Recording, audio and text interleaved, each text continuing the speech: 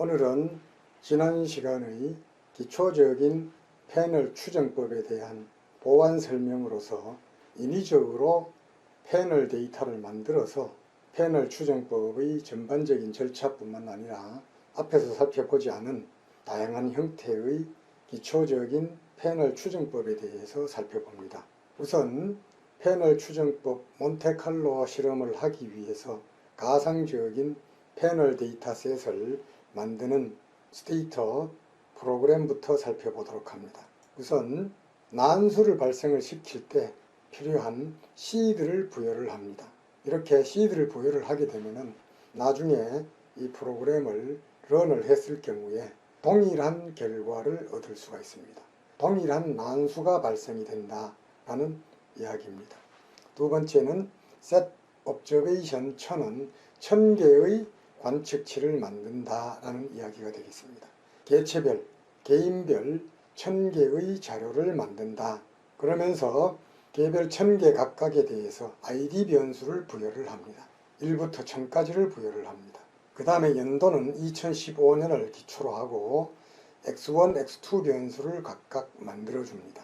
X1 변수는 R 유니폼이라고 해서 균일 분포의 난수를 발생시킨 다음에 0.5보다 클 경우에는 1의 값을 부여를 하고 그렇지 않을 경우에는 제로 값을 부여를 합니다. 따라서 X1은 더미 변수가 됩니다. 두 번째로는 X2 변수를 생성을 하는데 이때는 베타 분포를 하는 난수를 발생을 시킵니다. 베타 변수는 만약에 파라미터가 1일 경우에는 균일 분포와 동일해집니다.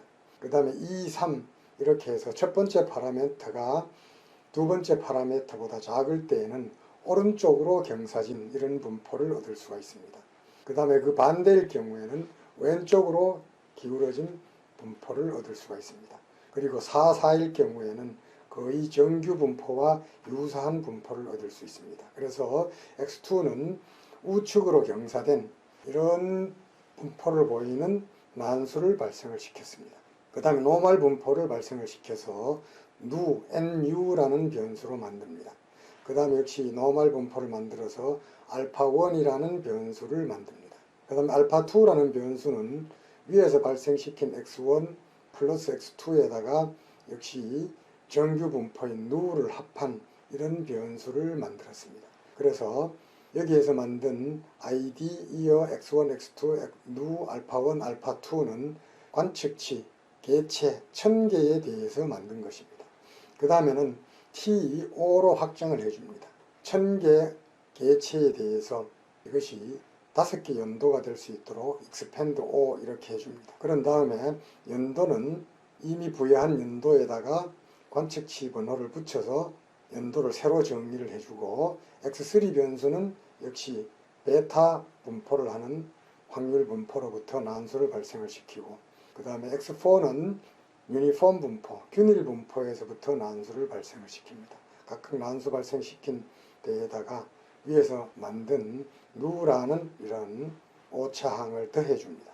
그리고 U라는 오차항은 역시 노멀 분포를 하는 이러한 지표를 만들어줍니다. 그렇게 되면은 총 1000개 개체, 1000개 개인에 대해서 5개 연도의 자료가 만들어지게 됩니다.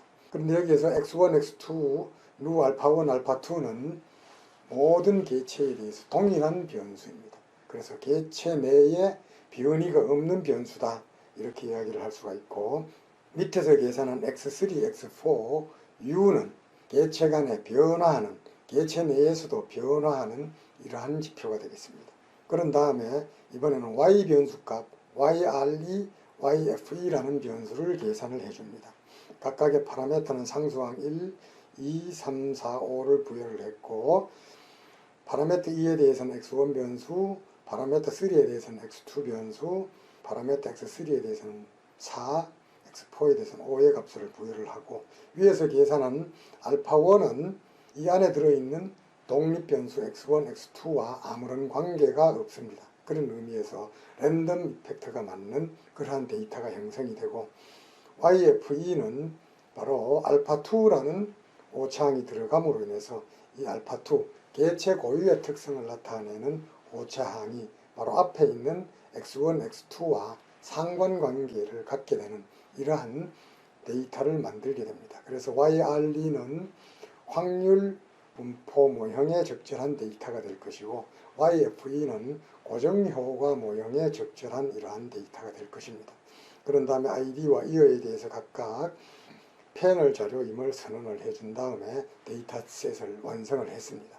자, 다시 한번 말씀드리면은 위에서 만든 X1, X2, 알파1, 알파2 누는 개체 내 불변한 이런 변수가 되겠고 알파2는 특히 X1, X2와 상관이 되어 있어서 픽스드 이펙트 모델의 가정을 충족하는 이런 오차항이다 이렇게 볼 수가 있습니다. 그 다음에는 패널 내의 가변인 이런 데이터로서는 X3, X4 이런 데이터들이 만들어졌습니다. 그 다음에는 YRE는 랜덤 이펙트 모형이 맞는 이런 데이터가 되겠고 YFE는 픽스드 이펙트 모형에 적합한 바로 이런 자료가 되겠습니다. 이런 자료를 만든 다음에 이번에는 패널 자료의 기본적인 특성을 파악할 수 있는 이런 Summarize라든지 XDSum이라든지 CORR이라든지 XDTab이라든지 XDTrans라는 이런 명령어를 이용을 해서 패널 자료가 가지고 있는 고유 통계적 특성을 파악을 하게 됩니다. 이 중에서 특히 XDSum이라는 이런 명령어를 수행을 하게 되면 변수별로 전체 평균이 나오고 between 개체 간에 또는 within 개체 내의 표준 오차가 이렇게 계산이 됩니다. 이런 것을 통해서 개체 간에 바로 변이가 크구나 또는 개체 내 변이가 보다 작구나 하는 이런 내용들을 파악을 할 수가 있습니다. 그 다음에는 개체 내 불변인 변수 같은 경우에는 within 개체 내에서는 변화가 없으니까 0이 될 것이고 개체 내의 시간에 대해서 변화하는 이러한 데이터일 경우에는 개체 내에서도 이처럼 표준 오차를 갖게 됩니다. 따라서 이 패널 자료의 기본적인 통계적인 특성은 바로 이런 명령어들을 이용을 해서 파악을 하게 됩니다. 그 다음에는 패널 자료의 특성을 그래프를 그려서 파악을 해 보기도 합니다. 그 다음에는 이 패널 자료, 우리가 만든 이 패널 자료를 추격을 해서 새로운 데이터셋으로 만듭니다. 바로 비트윈 추정법을 적용하는 데 필요한 데이터셋으로 만듭니다. 그렇게 되면은 기존에 만든 데이터가 완전히 바뀌기 때문에 미리 만들어 놓은 데이터를 보관을 하고 이러한 데이터셋 전체를 가공을 한 다음에 우리가 필요로 한 그래프를 그려보고 다시 회복을 시킵니다. 다시 보관을 하고 이번에는 픽스드 이펙트 모델에 맞는 이러한 데이터 변환을 결과를 그래프로 본 다음에 다시 회복을 시킵니다.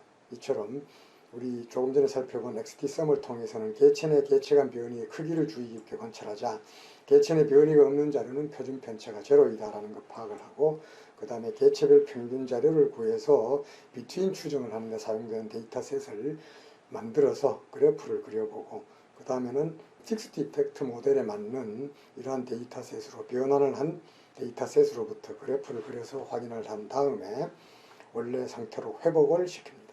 자, 이번에는 통합 데이터 추정 방법에 대해서 살펴봅니다.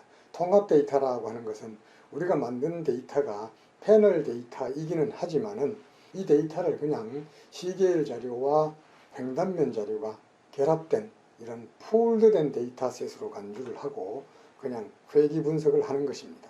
자, 랜덤 이펙트 모델에 맞는 데이터를 이용을 해서 OLS를 하고 픽스드 이펙트 모델이 맞는 이런 데이터를 이용을 해서 OLS를 적용을 해봅니다. 그 다음에는 오차항이 자기상관이라든지 이분산의 문제의 가능성을 감안을 해서 로버스트한 표준 오차를 계산을 해봅니다. 또 때에 따라서는 바로 군집 강건, 클러스터 로버스트한 이런 표준 오차를 구해볼 수도 있습니다. 이때는 바로 OLS에 사용이 되는 리그레스라는 명령어를 통해서 이런 것들을 추정을 해 보았습니다.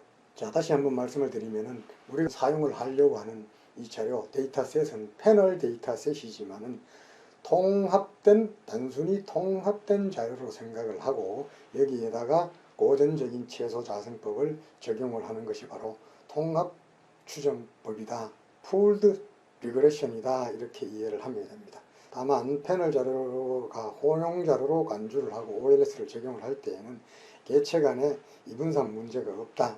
이런 것들을 전제를 하게 되고 또 개체 내의 자기상관 이런 문제에 대비해서는 조금 전에 얘기했던 러버스트한 표준 오차를 계산을 하게 된다라는 정도로 이해를 하면 됩니다.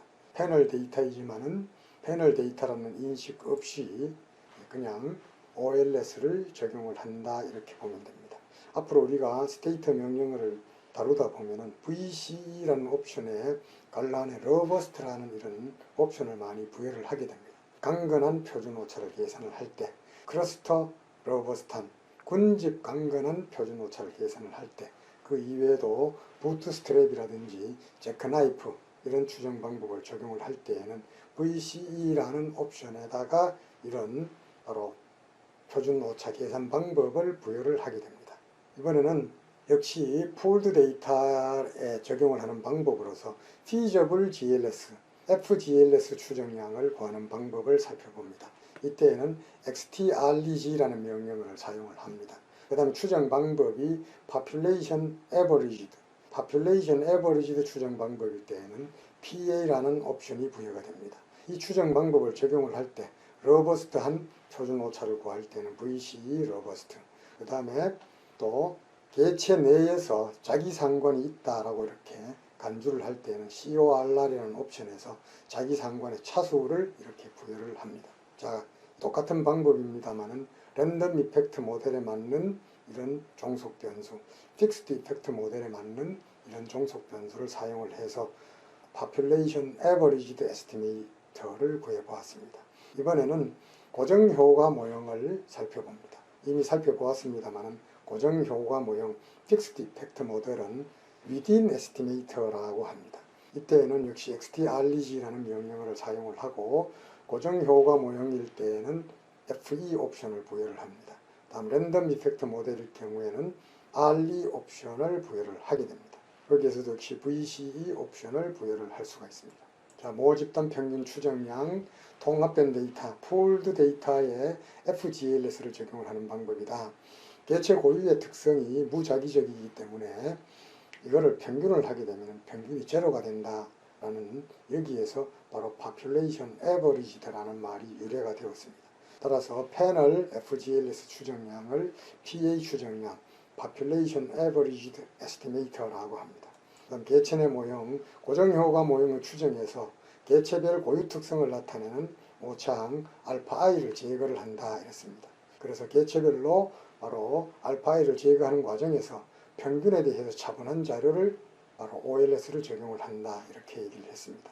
이때에는 일치 추정량을 consistent estimate를 구할 수는 있으나 개체 내의 불변인 이러한 변수의 파라메터 값은 추정할 수가 없다는 이런 문제점이 있습니다. 자, 이번에는 바로 population averaged 모집단 평균 추정 방법을 살펴보았습니다. PA라는 옵션이 부여됨으로 인해서 population averaged model이라는 이런 추정 방법을 사용했다는 것을 알 수가 있습니다. 이번에는 역시 population averaged 모델이지만은 로버스트한 스탠다드 에러를 구하고 자기 상관이 AR2인 이런 모형을 추정을 해 봅니다. 이때는 바로 correlation AR2라는 이런 것들이 아웃풋에서 확인을 할 수가 있습니다. 이번에는 픽스드 이펙트 모델을 추정한 결과를 봅니다.